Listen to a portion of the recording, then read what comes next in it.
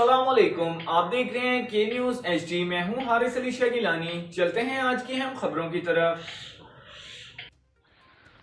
رخ کریں گے ہڑپا کا، جہاں سے رپورٹ کر رہے ہیں ہمارے divisional bureau chief Husam Khan.